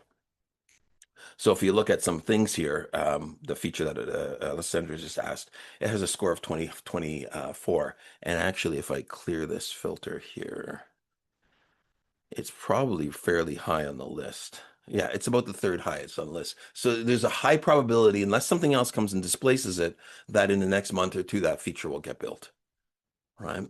As soon as these things clear off, we take the next ones that are in this line, unless there's something that's screaming out. That's an internal thing that we have to fix. We have internal priorities as well. Then we'll move that over, right? Hide JSON from page edit. There's a bunch of little types of things. Some of them are quality of life. Some of them are significant enhancements. So there's a big mix of things. So I hope it gives you that gives you a little bit better of an idea. We do triage every single one of those that comes into Slack though, as a feature. It's like, hey, wouldn't it be nice if? And that's where probably a good 50% of these things came from. Okay, hopefully that answers your question. There's a question from Dan there as well. All right, let me just see if I can find it. Sorry, I'm on the wrong tab here. In app-wide search. Yes, that is on here. App-wide search is in that list. I should have showed you that. A global search. And this is actually, it's interesting because we have new tools that we can do that with. That feature, global search, is something that it's been actually on our roadmap for probably a few years now. But it keeps moving. It's moving up now. And basically the way that will work is the AI assistant will have access to that search, but you'll also be able to have access to it. And one of the ways we're looking at architecting it out is you can't just search a bunch of JSON, right? In the back end, it's just JSON at the end of the day. But what will happen is we will take your schema and we'll abstract out or extract out all of the key searchable things, the texts, the intent of what the page is supposed to do, right? This is a portal that shows, this is a list view that shows a bunch of customers' invoices and the amounts. And here are all the variables within that thing. And so you can be searching by all of that stuff. And we'll take that and we'll put that in a vector store and use that for searching. So that's kind of how that will most likely work in the back end. We've done a little bit of work on that, but it's not built yet. I do want to tell you about some of the rocks that our team is currently working on this quarter and next quarter, and who are doing some of those things. This is not all of the stuff. This is just some of them. Network diagnostics and network and system diagnostics. This is a rock that will give insights. If you follow us on Slack, we're pretty public, right? We're pretty open. And every time somebody has a bad credential, there's a slight list thing. And, we try to jump onto that as soon as we can, whenever possible. But a lot of that stuff is diagnosable. Diagnosable? Yeah. A lot of that stuff can be diagnosed programmatically. So this feature is basically to give observability into your whole system, and we can say, hey, this is missing, that's missing, you're missing a hook, this is the wrong thing, you don't have credentials here, there's a break in the network between here and here, where amongst maybe 20 different points I think we've identified where amongst that problem is. You're missing a custom function, could be anything. Hassan is leading that up. DB introspection tool, and I think if we're still pretty good for time too. Bruno, we introduced a couple times ago. He's the newest member of the team, and he also has his own product, and he's going to talk a little bit about that and how it's going to benefit not just the FileMaker community, but how BetterForms developers and Klai developers now can also benefit from that. The DB introspection is the ability for our AI assistant to look into your database, figure out what's there, so you don't have to document every single thing out this table, it's this field, it's that calculation, and so on. So we'll be able to have more transparency right into FileMaker. Network enhancements. We did a study last quarter, basically identifying, I don't know, maybe 50 or 100 points of our network that we want to augment, fix, or change. And Eduardo's currently working on that, and that's one of his rocks, on basically hardening different things, changing around things, making things more redundant, and so on. So we're constantly working on that, or he's working on that. Klai Run is going to be a new product of ours, and I can't tell you everything about it just yet, but basically think about what BetterForms did for FileMaker. In terms of being able to do the web, imagine BetterForms for backend. That's basically the gist of the concept there, but no code. And that's something that I'm working on, but Bruno and Eduardo are also going to be involved heavily in that as well, because it's a very network centric thing. It's also going to be a product that's going to be scalable to take us a little further into the future from an enterprise aspect as well. I think I'm going to skip this maybe for next time. I did want to say though that we had quite a few people respond with our user survey, and it gave us really, really excellent insights. We met with our leadership team yesterday, and Roger, who orchestrated the survey, assembled all of the results. I will tell you a couple of the big immediate takeaways, but we'll dig in deeper. And everybody who's put in a submission or taking the time out of your schedule, I really truly thank you for that, because I know it's such a pain to fill out stuff, even if it's only 5 minutes. It's a disruption of flow, but the stuff didn't go to waste. And the biggest takeaway that we got, or that I got anyway, everybody from the different departments got different takeaways. The biggest one I got is that our community, for our Friday lives and our workshops, not everybody knows about the workshops to come in. And for Friday live, they get mixed. They want more hands-on coding, not so much high-level stuff. I usually talk more in high-level terms and glaze over things, so I apologize for that. So in the future, we're going to start having Friday live segments where we're very hands-on. Here's how we built something. Here's how we do this thing. Here's what I have to do to implement it. Like today, I didn't talk about the actual implementation of Magic Link. I just talked about it as a feature, but in the future, we'll actually go in and either through a workshop or through Friday Live, we'll have a regular segment where it's very hands-on type, and you can watch somebody actually build whatever it is. For example, Linsha took some of those pages and she made a Google Maps. Maybe she'll have a simple task where we actually build that whole thing and you get an idea of how that works. So that was one of the really, really big takeaways there, more knowledge content, educational content. So we are gonna step that up. Some of the other things that we got, we're already made a big change. Hassan last month, I think he's presented the BF Academy. We just added another half a dozen or so lessons into that, and that's starting to fill out nicely as well. Now the Klai Academy. Sorry, yes, Clay Academy. That's another one. All right. I think what we'll do is every time I slip up, it'll be a drink the next time we're all out. Right, that you can buy me. All right. I want to open up for any questions, and then I want to jump, actually, before I do this, sorry, I want to jump over to Bruno if you're free, and we could touch base for a Yep. second. Bruno's been Yep. working on, Bruno did a presentation. I'm just going to preamble you a bit here. He's been working on a tool, and he's made a phenomenal amount of progress on this tool since he demoed it last. And I think it's going to be a game changer. I see what people are doing in the community in terms of AI and FileMaker. And I've even demonstrated what we do. I have a little thing that takes all the scripts. I copy all the scripts and just dump it, all the tables, dump it into Cursor, and then I can ask it questions and stuff. Absolutely no need for like FM perception style tools anymore in that sense, unless they change. And he's going to show us where his tool is at. I want you to imagine now when from taking Play Studio and combining it, having it talk to this type of a tool, what you can be able to do in such a short time. So Bruno, I'm gonna flip it over to you.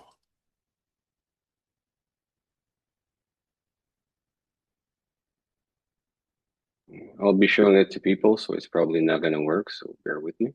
That's the best way. That's the way it goes. Full desktop. That's good. Okay, that should be okay. Yeah. So this is something that I've showed. I don't remember. I think like two months ago, and it's been over the internet a little bit. Also, a few people have written to me about it. But it's basically the ability to do AI inside FileMaker. It started as a basic way of just like being able to copy and play around with script, with no clear goal in mind. But it kind of evolved into like a full blown interface that actually sees what you're working on, sees your entire database, all your tables. It can load in your custom functions and use them for you in script and so on. I'm showing it to you, so it's not working, as I said. I'll just refresh the data over here. Or I might just restart my FileMaker for a second, which I think will be the best option. Give me a sec.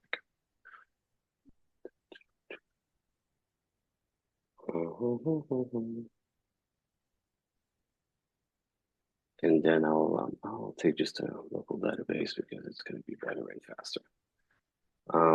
So basically now it has the ability to use custom function in the web. It's been converted into using more kind of an agentic flow. And recently, to kind of bring up back what Charles said, is we're kind of exploring a way for it to work in a, how can I say that, more kind of in an automated workflow rather than doing a copy paste. So before I was leveraging a lot of copy paste, you would copy whatever you had in your script, you'd bring it in a screen, and then it would extract the metadata because I'm able to do that. So I already have that configured where it extracts the code, but I no longer leverage the copy option from the edit menu. So I'm a big user of the MBS plugin, and there is a copy script text button at the top. And I was trying to figure out, why is it so fast compared to me trying to copy a script of 300 lines with a clipboard and deleting the question that I had in my clipboard or the information that I had over there. And the more I was testing it, the more I was getting pissed with it. So I kind of converted the entire thing to leverage the plugin aspect of it, but keep the web interface and all the AI stuff separate from FileMaker. So the AI is not running from a FileMaker limitation, but it's using the FileMaker tools inside, like what they open in the development kit, to actually grab, to paste. So I can grab scripts much faster. I can extract the metadata much faster. It can read what's on the screen. I can ask it to like modify the script directly. So this is going to be a bad example because it's a poorly written script, but I can tell it to just replace the assumption in the script with actual code. And there's a two-flow process. The first one, which I'm still trying to make better, is going to just try to understand what you're doing, look at your metadata, look at all the FileMaker calculation or function or the custom functions that you have, the layouts that you selected. And like, this is an example where I didn't feed it the field from the metadata. My goal would be for you not to have to answer that question. And this script, I'm going to leave it as placeholder.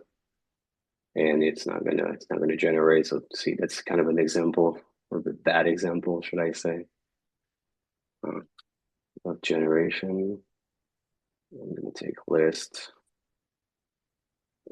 and I'll go the other way around instead. Create a new script to push contact. You can reference your data directly like this, as in you. For all contacts with company, let's say Lumen, and save the SID to use. I know SNS, so I know you need a project ID. I know you need workspace ID and token. And I hope this time it's going to generate something rather than just show an error.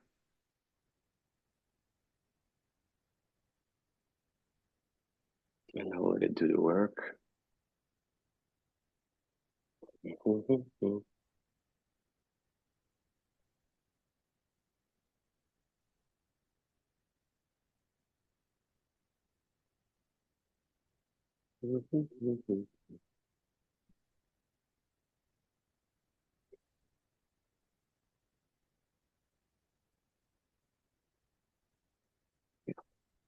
course.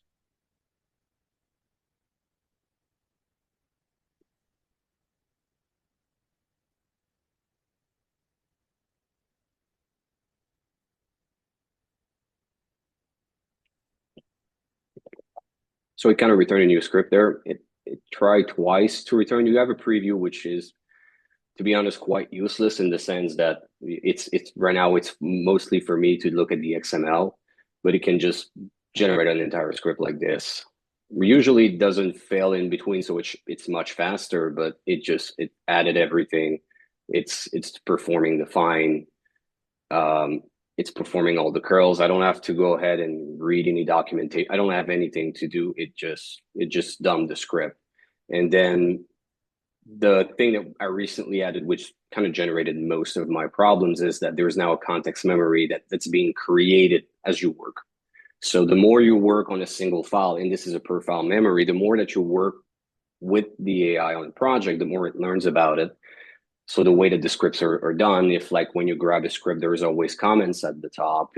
If you have a tendency of asking for small modification or full script generation, so it doesn't bloat the system, but instead of being, you don't have to extract the entire XML of the database, which I think it's a huge problem. Right now, I'm working in a small file.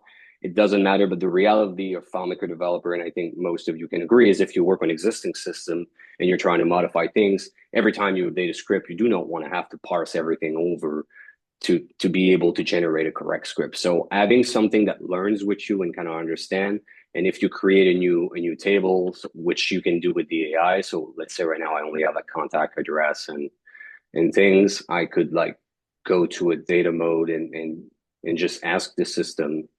I'm gonna just select the key here, give it some precision, but I want to create 2 new tables, one for orders and invoice. That a CRM will use. Hopefully this is going to go through, and it's going to create some sort of a migration plan for me to execute, and it can create tables. Those are execute SQL. You can do step by step, or you can just do and execute all.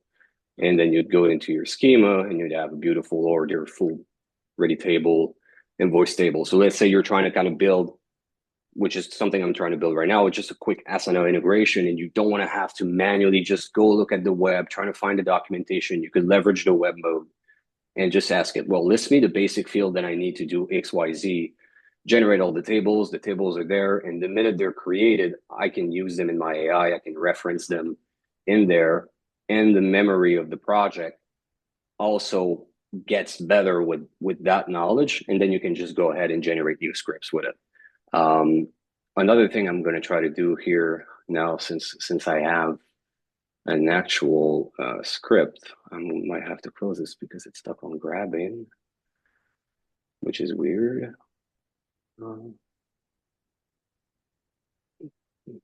Okay, well, this is odd.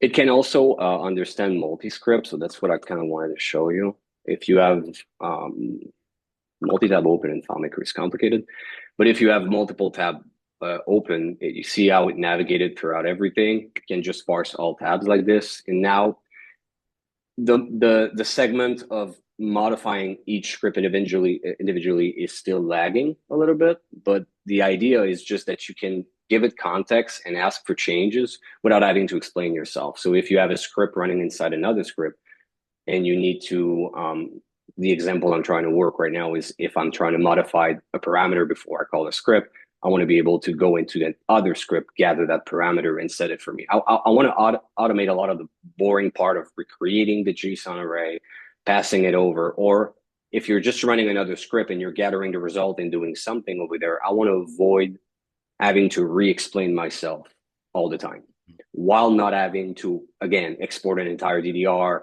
and bring it into my IDE and then expecting. There are ways that works really well, but I really like the idea of having a live context, that because it evolves so quickly and you can modify things so quickly, and you're going to do manual work. If you can just grab whatever you're working on and have the system know about it, I just think it's a better way of going. So I'm going to clear selection. I do not know why this button is running, which is kind of funny. Bruno, sorry Yep. to interrupt. So Yep. I'm not a technical person. So in short, what exactly does this solve? What are the challenges? I think what it solves is it's just coding faster. For everybody who, like FileMaker developer or people that use web, or it could be Klai, or it could be any other tools that we use to code. We can generate things faster, but in FileMaker, we still rely on manual steps of having to just type in everything. We have to research everything. If there's an API that doesn't work, you still have to do it all yourself.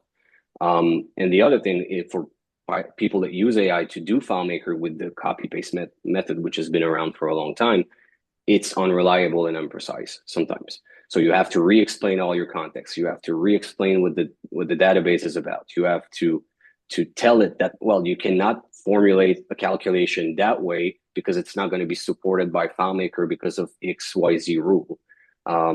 Another good example for the tables, the creation of the table I just did, going in and creating 4, 5, 6 table with different fields to integrate an API can be quite long to get the correct name. If you do it with an AI like this that can generate the table, it can create all the fields with the same name as the key that you have on the API. And when you go to integrate the API, it's a no-brainer. The AI just works faster. So it's all those little things that maybe for the first minute of modifying a script, it might not win over, but when you start doing some custom integration, or you go in and you try to debug a script, you can just literally ask the AI to figure out what's wrong with you, what's wrong not with you, but with the script, so that you have an easier job of That's well, what the well, AI is it could going to ask find me. out what's wrong with you, but that's a different conversation. So yeah, the concept is just to work faster and smarter and have it understand what you're doing, which is the lack that we have right now with AI and FileMaker, I believe. Awesome. Thank you. So yeah, that would be kind of the idea. Yeah, controlling the FileMaker, is it using computer use? Yeah, I've done a CLI basically. So I'm gonna just change my AirPods because they're out of battery as usual.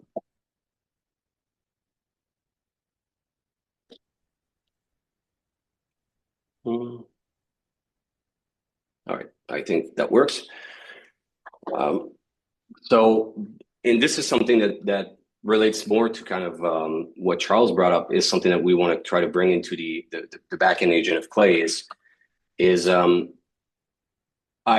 I work the fact that it's sitting inside a plugin means I can access the FileMaker screen elements without having to rely on keyboard shortcut. So I don't have to do copy, I don't have to do disable, I don't have to go select the script because I can activate the element within the accessibility of FileMaker. So that's the real advantage of using the plugin. You could do it out of FileMaker, but it's less performant. It's less fast. So the terminal that I have over there is a good example, which I can gather like the name of the script. I can say go to line 13 and it's going to go select line 13. I can do disable line 5 and it's going to disable the line 5. And this is the logic that I've put inside the plugin. I'm gonna reopen my FileMaker just to show you what I mean. I'm going to save this all because I don't understand why the grab selection failed, and that's also going to crash. Give me a second. And what this opens is the ability to make it more agentic. It's kind of smarter because you don't have. If you need to modify a couple of lines in a script, why would you copy and paste the entire script?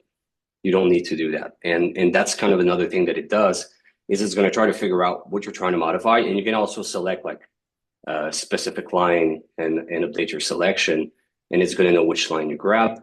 But it can just apply changes right now semi-automatically because of that. I can say, I'm going to try something quite simple after the set field and perform fine. I'm going to say add error handling. Even if it's done in the loop right after, but it's already in there. But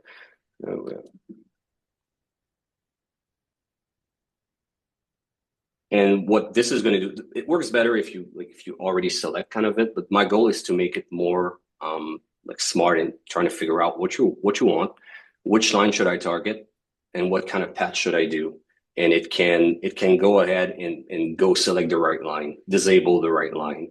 And in its sense, kind of like it tells me, well, you should do this space at this place, and it sends me the step that I need to do. And then it just go in and it did it at the wrong place right now because I'm working on that and I'm still missing a step. But the idea that I'm working on with this thought is that it's just going to go in and put the things for you, disable what it's replacing, and you just work faster. You can just stay in there because it knows what you're doing live, because it's living inside the script workspace. It's not a copy. It's reading the script workspace live. It can go ahead and just modify. And as you work, everything else follows. So you never have to re-explain yourself. You never have to re-explain what you've done in another script if you've created the script with that, and so on. So that's the general idea behind it.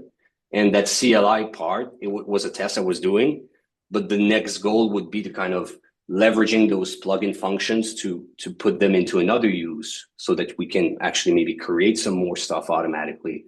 But that's kind of another conversation as well. But it's an exploration. Yeah, it, I it really researched into it. yeah.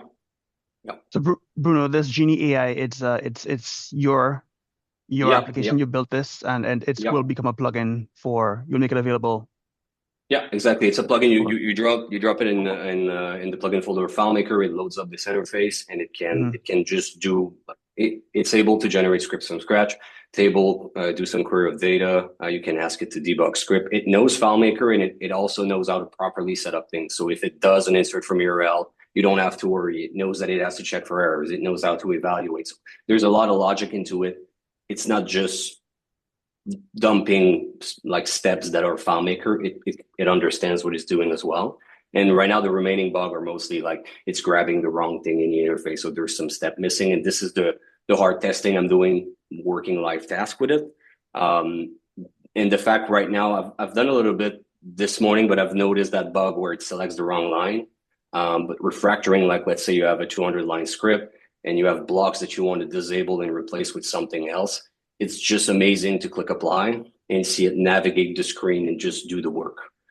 Nice. The disable steps and create new steps. So I think it's a game changer in terms of how you work with FileMaker. It makes it, if you've used AI for the code, which I do use Codex and Claude and ChatGPT, and I like on all my web project and other IDE, if you've used the agent on BetterForms to generate stuff and just see it appear, I don't get why I can't do that in FileMaker. So that's my thought process behind it, trying to just get FileMaker to do a similar thing.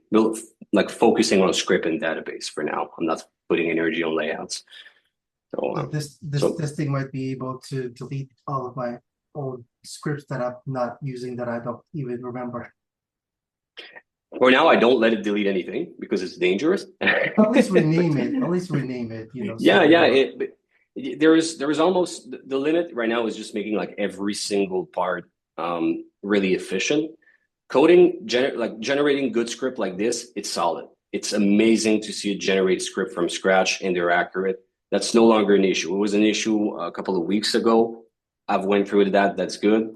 And the project memory was actually something that Charles brought up to me, because it's true that if you don't have that at the end of the day, you just got to re-explain yourself all the time, and there's no kind of learning curve on how you work on like if you wanted to add certain comments. Do you want the AI to add space between segment? You know, that the kind of, you want the AI to work a little bit like you do as well. That's the goal. So project is going to do that, but by adding that as any other things that you build with AI, you ruin like a dozen other things and you forget that you were doing things a certain way. So I have a slight regression on updating script, but now it's coming back. And there's also another thing that for now it's not, I'm not using it anymore because I'm putting energy on this, but there's a quick code, which is just like, you want to modify quick lines, you want to add quick things. A good example I can give you is I like to do my find command in multiple steps like this, like enter find mode, setting the fields, or typing omit. And then I like to have them separate so that when I jump into the script, I don't have to open the step, but I work with people sometimes that just put everything in, or an older database, everything is just in there. I just go select the script. I go into the quick mode at the bottom, say just split that. And it splits everything and disable the line. So those are just quick things. Like, you know, you're working in something, and something that would usually take you an hour, well, starts taking you 45. Something that was taking you like 5 minutes takes a couple of seconds. And at the end of the day, I think you're just moving faster. So that's the general idea of what it is. There's still a lot of testing to go through, but yeah, it can navigate the interface of FileMaker much better. And I've done a lot of research on that. So it grab tabs, it can pull the list of script. And because it can open up multiple tabs and extract them quite fast, it's getting better as well when you're working on large things. So that's the concept. Super. Thanks, Bruno. Okay.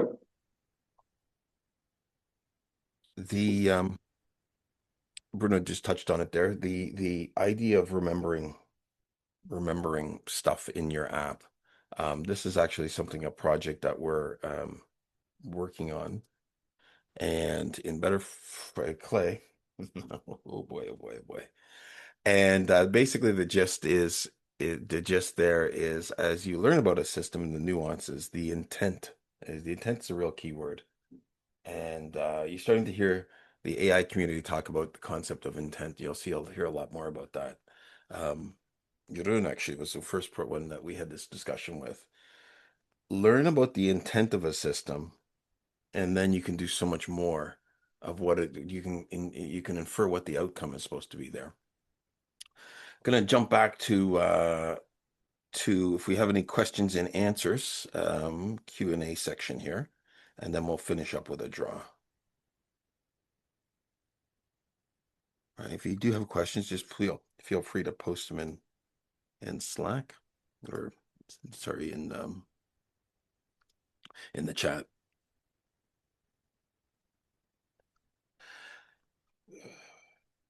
Alessandro, you asked if Klai users to have a preview and part of the beta developer. Always looking for beta users. Like for example, when we release a feature, it's more or less beta for a little while, right? Before it's cast in stone.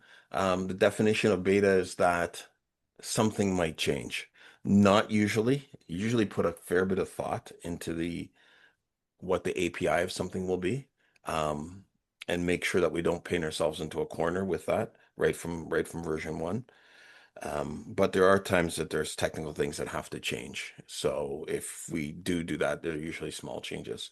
But you can start using things like the SEO server-side rendering. You can start using things like the magic links and stuff like that. That probably won't hardly ever change. I can almost guarantee that. People are asking Bruno, how can you use Bruno's plugin? I think it's your plan is you can have a roadmap at some point and make it available. Yep. Yeah. Like the goal was always spring. So I'm a couple of weeks away. I'm doing a lot of like final patch, and every time there is a final patch, there's something new that comes up, and I'm doing a lot of live testing. I know it's not going to come out perfect, but I don't want errors of like a loading, jamming you up, and having to restart FileMaker. So I'm just taking care of these small things. Mid-April, something around that. I think it's going to be live and ready to roll. Awesome. Thanks everybody for coming out today. We're going to kick around afterwards as usual, but we're really excited about the stuff and the direction that we're going to go. This took a fair bit of work to get here, so I want to just give a quick shout out to everybody on the team. First of all, to Hassan, who's been poking and pushing me to get my stuff done, my side of the coding done. He basically holds my hand every about 4 times a week to keep moving forward. So thank you for that. And to everybody else in the team, Madeleine has been doing the same thing with all of the orchestration of all of the technical, or not the technical, administrative bits that we have to do as well. And everybody else who's worked on things. Alicia, you make some great demos and templates there. That's one of her rocks, is to produce a lot more content there for everything there. And of course, Eduardo, who keeps everything running for us as well. I hope, did I miss anybody? A few people here. Actually, believe it or not, Roger, not believe it or not, this makes it sound like a bad thing, but Roger was instrumental in the name. He says, why don't you change the E to an A in one of the calls? And I think he did one other thing as well, about pointing that out. So if it wasn't for Roger, we wouldn't have this name either. We wouldn't have gotten here. So have I missed anybody? And of course, you guys know Pearson did an amazing job at the logo and the nice and clean and elegant and perfect for growth. And if I don't think I think if I've missed anybody, I apologize. But once again, guys, thank you very much. We'll see you next month.